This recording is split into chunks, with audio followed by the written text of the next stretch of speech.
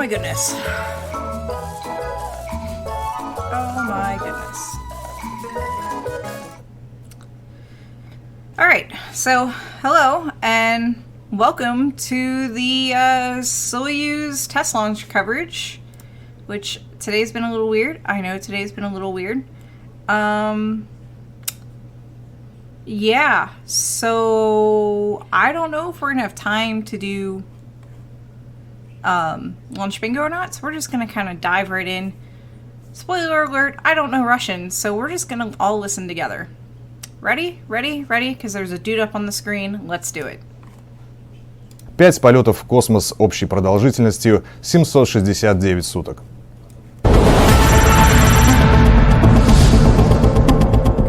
Скворцов достаточно плотно готовился, значит, были с технологическим образцом, технологию работы этих, были высказаны замечания какие-то, они были андроидной техникой учтены при доработке летного образца. Затем Саша Скворцов оценил и поработал уже с летным комплектом здесь на Земле, одобрил в целом, опять же он изучил не документацию, а инструкции посмотрел, которые тогда в том состоянии были, они продолжают совершенствоваться. Вот, поэтому он попробовал матчасть, оценил ее, посмотрел, ознакомился. I don't know a whole lot about this launch because I wasn't able to do a lot of prep, honestly. Why are there no dogs on camera? There's no dogs on camera. We just finished mapping Bennu earlier tonight and we had a short little celebration stream. So, which is why there's no launch bingo, there's none of that, etc., tonight. So, what I do know about this launch is that they're calling it a test flight, but they're still delivering cargo to the ISS. What cargo specifically? A freaking robot. There is going to be a robot on the ISS. Again, there have been lots of robots on the ISS. The launch is in about 11 minutes. They're showing footage right now of the robot that's going to go up. This is also a test flight of the actual rocket they're using, and I'm not entirely too sure why they're reusing the MS-14, which is why it was used before when there were humans and they had to abort. Yes, Paranor. It's all the proton? I think they're called protons. All the protons and Soyuz can dock essentially autonomously, but it is literally the actual rocket underneath this thing that's different. And here's an image of the whole thing. Это был Александр Калери, герой России, руководитель летно-космического I'm going to unduck, I'm going to mute myself, and I'm going to see if I can quickly pull up info about the launch. Запуска с космодрома Байконур пилотируемого космического корабля «Союз МС-14». На борту «Союза» пассажир с позывным Skybot F-850. Эти кадры мы получаем в прямом эфире с космодрома Байконур. Меньше 10 минут остается до пуска ракеты «Союз-2-1А» с первым российским космическим роботом на борту. Корабль полетит по двухсуточной схеме. Стыковка с Международной космической станцией запланирована на 24 августа в 8:30 утра по московскому времени. Кроме Федора, корабль везет на МКС научное оборудование, контейнеры с продуктами и посылки для экипажа.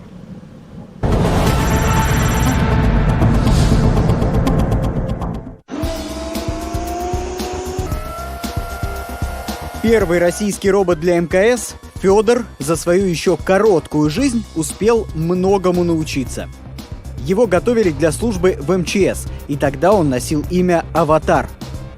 Разработать искусственного спасателя – такая задача была перед научно-производственным объединением «Андроидная техника» и Фондом перспективных исследований. Работы начались в 2014 году, но широкой общественности о них стало известно только через несколько лет после первых испытаний. Но вскоре появилась новая задача, уже космических масштабов.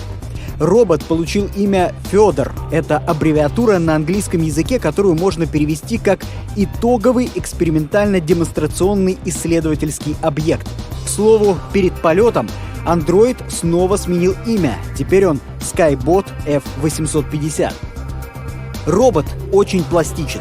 Мелкая моторика у Скайбота почти на уровне человеческой. Андроид повторяет действия того, кто им управляет. Для этого на человека надевают специальный костюм. Прикрутить болт, соединить разъемы или переместить предметы — для него уже легкая задача. Робот сам водит автомобиль и стреляет с двух рук.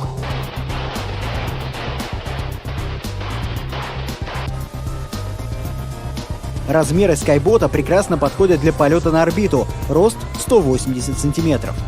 В перспективе Skybot сможет выполнять наиболее сложную работу как на станции, так и за ее пределами, а также станет другом для космонавтов.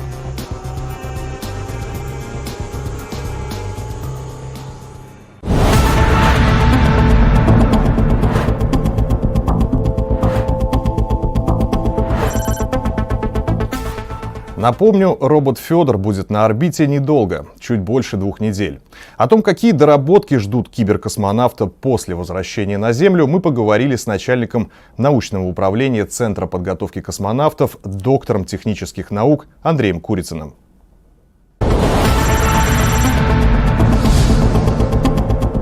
Вот такая вот антропоморфная робототехника, она находится на таком начальном пути, то есть это, в общем-то, только начало развития.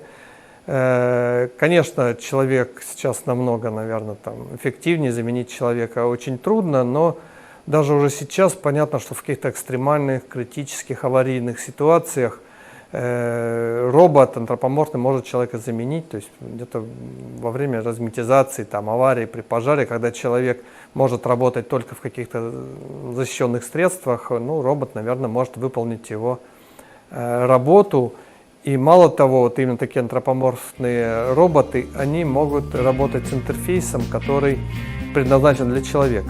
То есть есть, конечно, специализированные роботы, а вот там, где заменить непосредственно человека, наверное, должен работать робот, который и выполняет функции человека и похож на него. Наверное, наиболее эффективно это может уже быть использоваться при перспективных полетах к той же Луне, то есть когда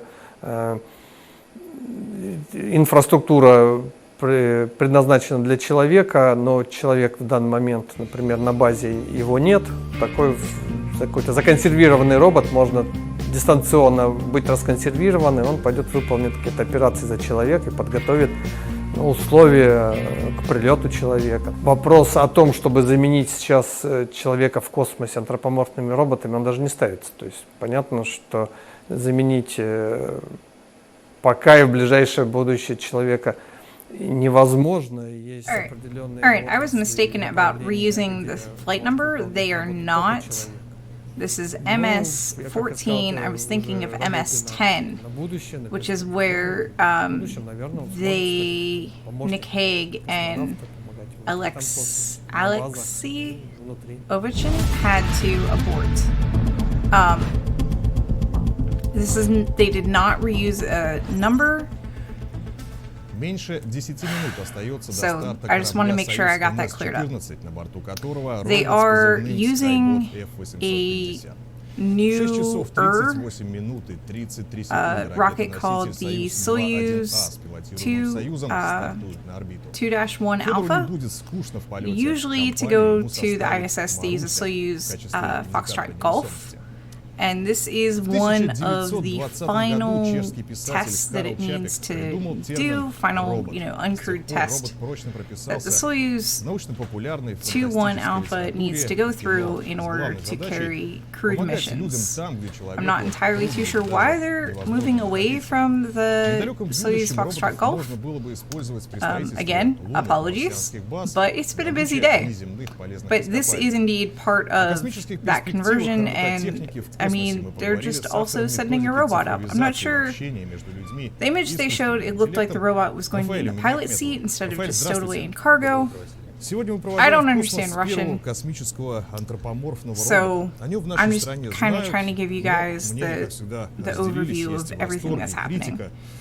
Как вы можете оценить And это событие? yeah, this is it is indeed a test flight, не рядовое so we can событие. get И human certified космонавтам на to самом carry деле давно crew не to the хватало такого ISS and помощника, into space. потому что в космосе могут происходить разные And it just события. happens to have a И robot вообще that говоря, там is космос both awesome большой and стресс. terrifying on it.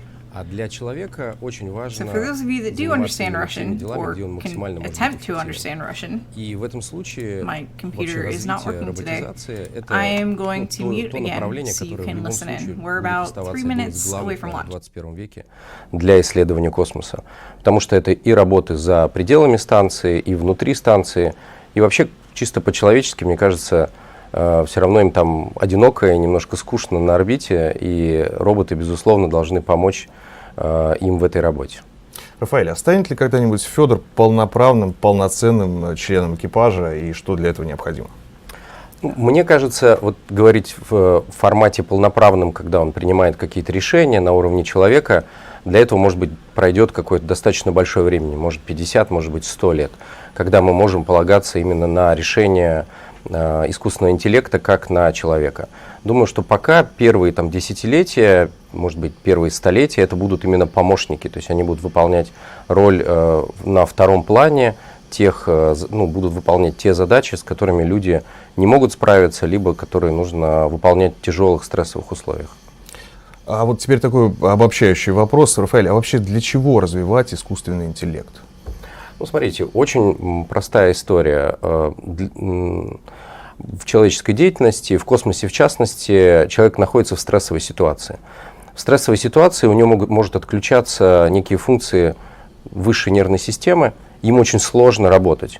И в настоящее время это происходит за счет того, что очень долго готовят космонавтов, различные дублирующие системы применяются и так далее. В этом случае робот может выполнять как раз работы именно в этих условиях. К тому же, когда условия, например, связаны с температурой или влажностью, то человеку сложнее там, принимать решения, либо это просто опасность. То есть у нас, мне кажется, мы должны беречь всех людей, и поэтому отправлять роботов выполнять задачи именно в те сложные условия, где существует хотя бы малейший риск для человеческой жизни. Поэтому я думаю, что это направление будет однозначно только развиваться и улучшаться.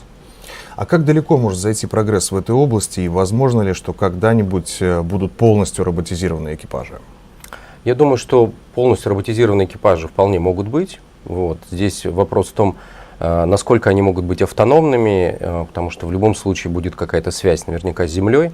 Но полностью автономными, вот тот же Федор, да, то есть он уже может час работать в автономном режиме. Я думаю, что это уже ближайшее будущее. То есть многие операции они могут выполнять в автоматизированном режиме.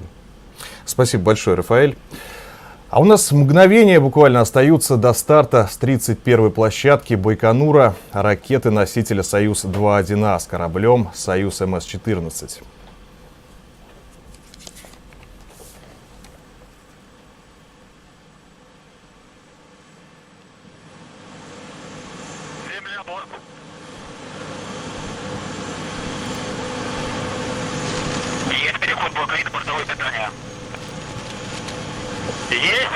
Things are happening. Look, we're 30. Look. It's riding as if it were crew.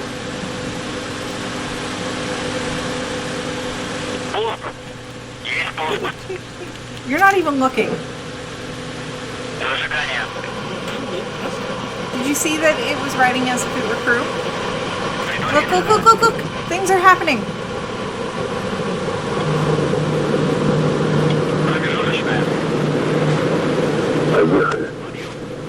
Поехали.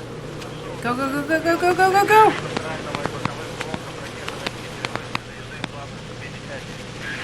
Pamela said somebody just said goodbye in Russian.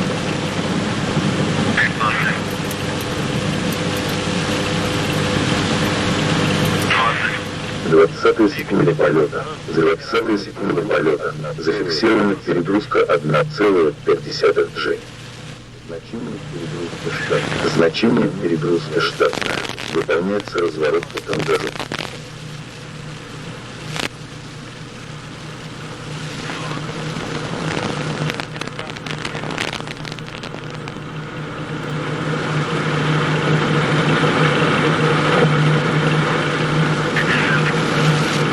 Давление в камерах двигателей в норме.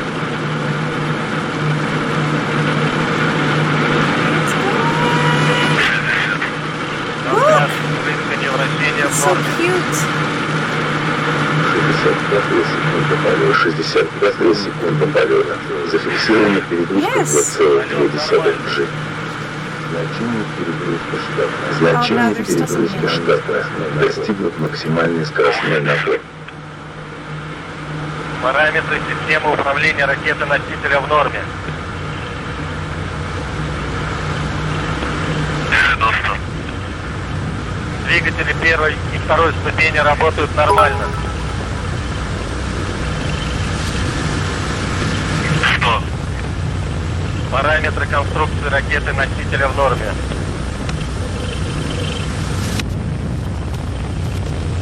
110. Ангаж, рысканье, вращение в норме.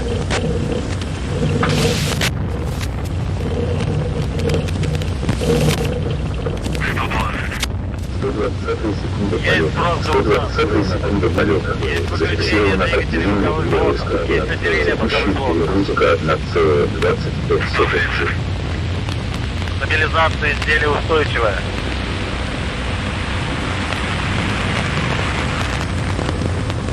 140. Параметры конструкции ракеты-носителя в норме.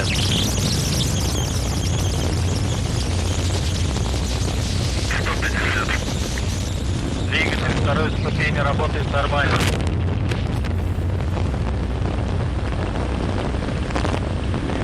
160. Есть Значение город головного обтекателя. выполняется сброс головного обтекателя. 170. Параметры системы управления ракеты-носителя в норме.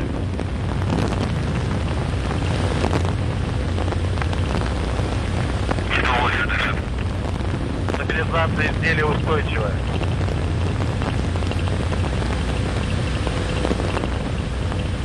190. Параметры конструкции ракеты-носителя в норме.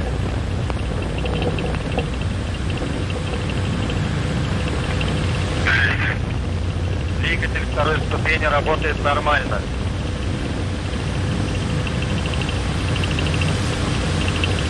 210. Параметры системы управления ракеты-носителя в норме.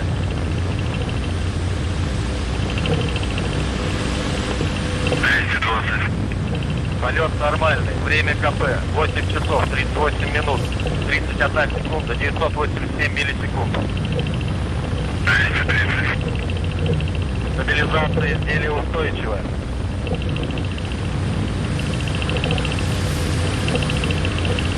240. Двигатель второй ступени работает нормально.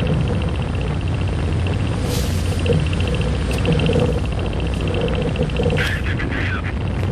Ангаж, рысканье, вращение в норме.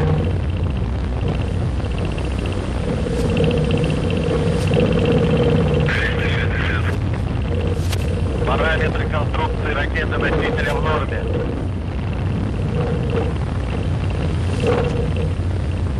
270. Параметры системы управления ракеты-носителя в норме.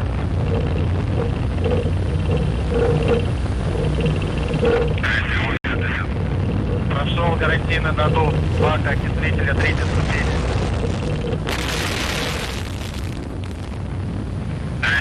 290. Есть запуск двигателя третьей ступени. Есть подключение двигателя на второй ступени. Есть отделение второй ступени. 300. Есть сброс панели хвостового отсека. Значение перегрузки штатное. Выполняется сброс хвостового обтекателя. 310. Стабилизация изделия устойчивая.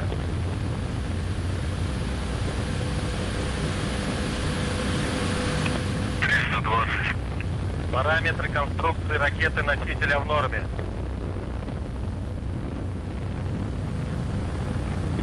330. Двигатель третьей ступени работает нормально.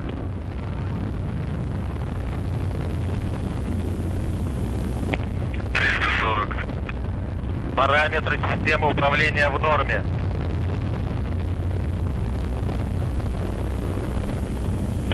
350. Полет нормальный.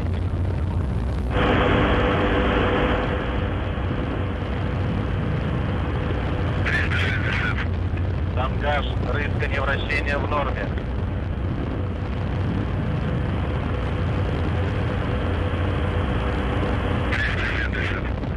Параметры конструкции ракеты-носителя в норме.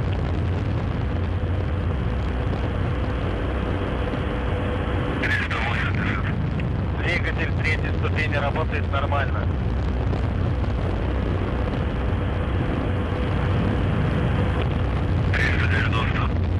Параметры системы управления ракеты-носителя в норме.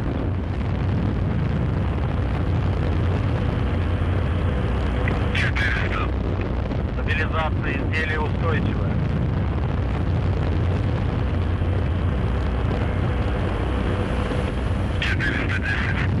Полет нормальный.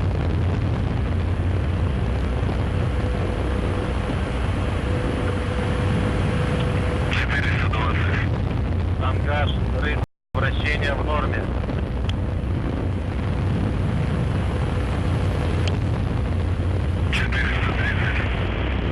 Двигатель третьей ступени работает нормально.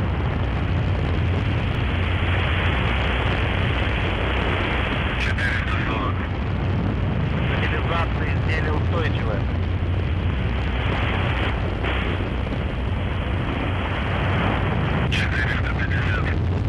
Полет нормальный.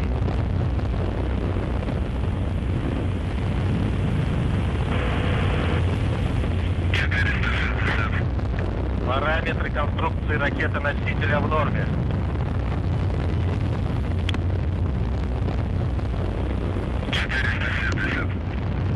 Двигатель третьей ступени работает нормально.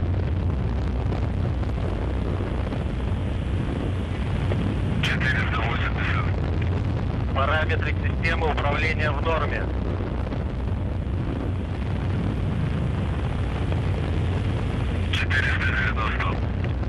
Стабилизация изделия устойчивая.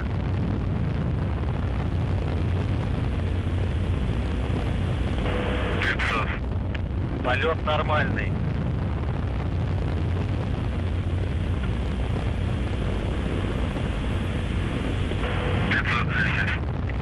Тангаж, рысканье, вращение в норме.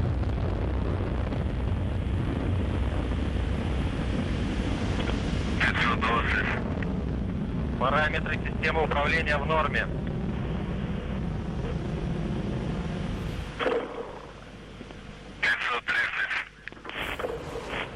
Есть выключение двигателя третьей ступени. Есть отделение транспортного пилотируемого корабля «Союз МС-14» номер 743. Транспортный пилотируемый корабль «Союз МС-14» выведен на орбиту искусственного спутника Земли. Репортаж о запуске транспортного пилотируемого корабля «Союз МС-14» номер 743 окончен.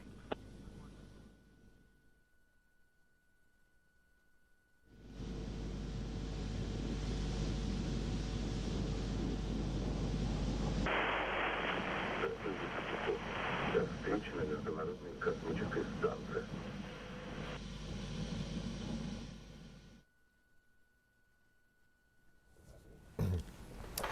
Пилотируемый корабль «Союз МС-14» выведен на околоземную орбиту. Впервые это сделала ракета «Союз-2-1А». Впервые на борту пилотируемого корабля в испытательный полет к МКС отправился не экипаж космонавтов, а российский робот «Федор». После стыковки со станцией, которая запланирована на утро 24 августа, начнется космическая жизнь Федора в российском сегменте МКС. Его экспедиция будет недолгой. В первых числах сентября мы будем встречать его в казахских степях. Трансляцию запуска с космодрома Байконур провели телестудия Роскосмоса, телевизионный отдел Космического центра Южный и Центр управления полетами. А трансляцию стыковки смотрите на сайте Роскосмоса 24 августа. Она начнется ровно в 8 утра. А стыковка в 8:30 по московскому времени. Спасибо, что были с нами, но не отключайтесь. Давайте вместе еще раз посмотрим на нашего Федора под музыку легендарной французской группы Rockets.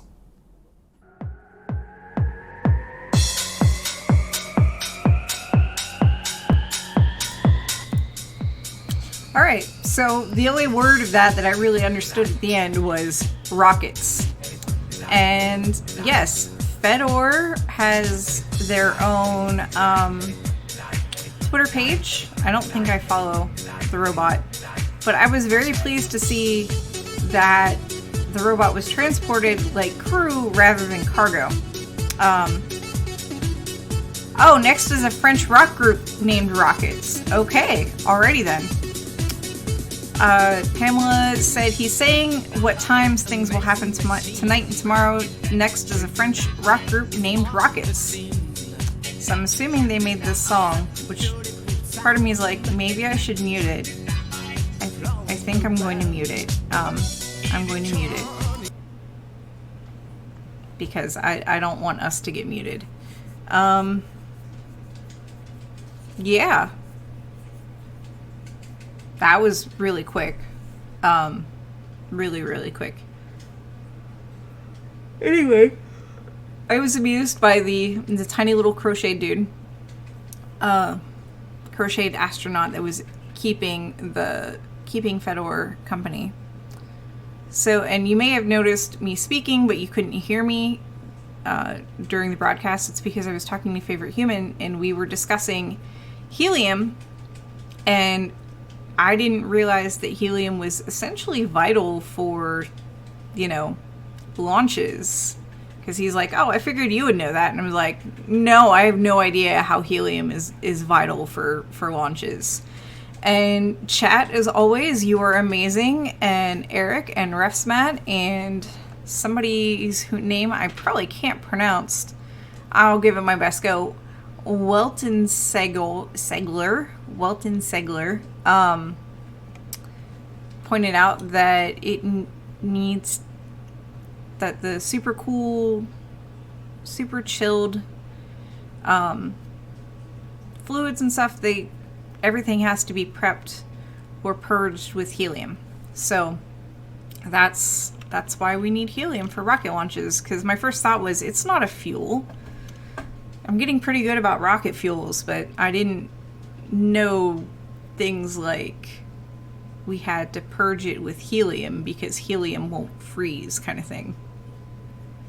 Helium is a noble gas, so it's inert. It doesn't react with anything, unlike hydrogen, which does react with things. The next heaviest thing from, I don't remember the next heaviest thing from helium. Anyways, it is indeed the lightest noble gas, which is by nature because their electron shells are filled. They just don't react. They have all the electrons. A U.S. military secret.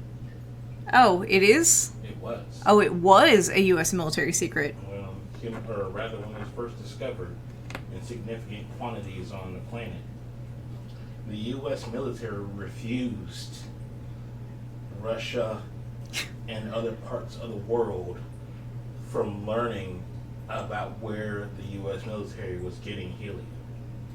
They straight up did not allow anyone to talk about it. It was actually discussed in code by the military on most occasions, and was seen as probably one of the most precious materials to ever be found on the planet. One of the precious materials that we've ever found on the planet at one point, and we use it to fill party balloons. And yes, John Jerulin, there is indeed video of Fedor firing two pistols at the same time. Refsmet says, favorite human, this means the end of horse-drawn zeppelins. So, we also use it to talk funny. Yes, we do. Anyways, he listened to a Planet Money segment from NPR. I encourage you to listen to that segment. That sounds like a podcast I'm going to listen to, simply so I get filled in more than just what he's telling me about. And I think they're just showing stuff about the robot now. The robot is pretty cool. Terrifying, but cool. So yeah. For some Cheerios at the dogs. I'm worried that they might be Cheerioed out because it's been a long day. So thank you for everyone that stuck with us all day. We've completed mapping Bennu. We've celebrated the completion of mapping Bennu. Just one of many celebrations. I promise there's going to be a larger one soon. And we managed to sneak in this launch. There is indeed another launch tomorrow morning. It is a ULA launch. I am not streaming that. That one is something at like 8 or 9 in the morning. And I am not a morning person. I'm not. Let's just say if it's a 9:30 launch, I like to be streaming by 8:30, which means I need to be up at 7:30. I'm not a morning person. I love you all, but this one is just gonna have to be one where we watch the launch footage together. So, I do Daily Space tomorrow. I have most of my slides done.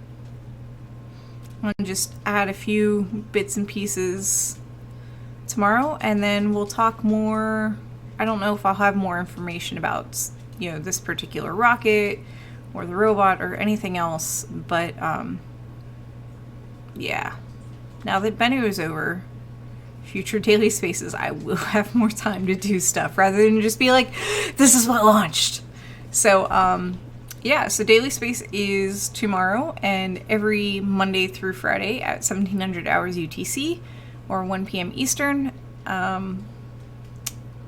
Sundays is me, hi, Annie, doing Sunday Science Hour. Typically, it's myself colorizing space telescope data.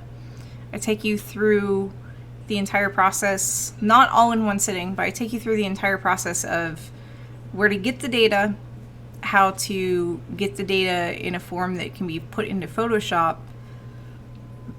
and then doing, you know, how do you make these grayscale images into color. And it's a bit of a science and a bit of an art, and it can take me a while. I don't know what we're doing this Sunday because the easy option of doing Bennu is out, and Monday I travel. So yeah, I guess we'll figure that out together. But yeah, everything's marked. If you miss an episode of anything, everything's archived on YouTube. And yeah, so let me get everything ready to run again. I think I lost literally everything. It's been a long day, folks. It's been a long day. All right. We do have a Discord. The fastest way to get on the Discord and get access to all of the channels, literally all of the channels, is to read the rules and follow the instructions in rules and info. I don't really have, there's really no other faster way, but thank you for tuning in. Thank you for all of your support. This has been a production of PSI, that's Planetary Science Institute in Tucson, Arizona, where I'm sure I am going to die next week. I'm working in collaboration with Youngstown State University here in Youngstown. The heat isn't so bad compared to the Southwest, Ohio. You were just in 110 degree weather. Favorite Human points out I was just in 110 degree weather. Veronica Cure says I am not allowed to die. I think Favorite Human feels the same since he's tonight's Peanut Gallery. Yeah. Are you gonna have anything else to say, Peanut Gallery? If you're looking to purchase helium and preserve rocket launches, not just for the nation of the United States, but to preserve rocket launches for the world at large, the United States government will be auctioning off its helium reserves September 30th of 2021. You heard me right, 2021. And what we need to make sure we have is a coalition put in place to purchase as much as possible, to have our own bargaining power, to name a rocket what we want, to have it launched, and we'll auction off our helium reserves then. That's it for me tonight. All right, you heard the man. We need to form a coalition. to buy helium reserves so we can auction off the helium reserves at a future date and name a rocket whatever we want to name a rocket. All right, John Derulin says EJ is going to stream the ULA launch tomorrow. Perfect. That is perfect. Perfect. All right. So with that, I think I covered the wall of text. So wherever you are in the world, have a wonderful insert time of day here. And I will see you all tomorrow. So yeah, keep being awesome. Thank you again for all of your support. Thank you for doing a science. Thank you for hanging out with me tonight. And yeah, I'll see you tomorrow. Bye.